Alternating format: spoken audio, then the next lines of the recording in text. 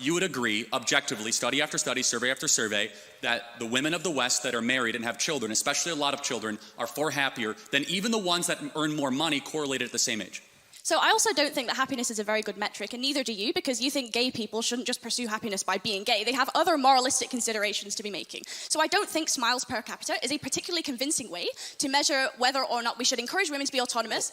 I think we should maximize agency within a fair system that has reasonable parameters because it's expedient, it's good for the economy, it's logical, it's the moral thing, because if we can't prove the material harms, we shouldn't discourage it. And also self-reported studies is a really flawed way to do psychology. It's the week before my university exams right now, and I'm standing here explaining the basic methodology behind survey collection in sociology, which you don't even think is a real subject, to Charlie Kirk. If I took one of those surveys right now, I'd check extremely miserable. But so would a Palestinian child who's been torn to smithereens. How are we going to measure? You would say extremely miserable?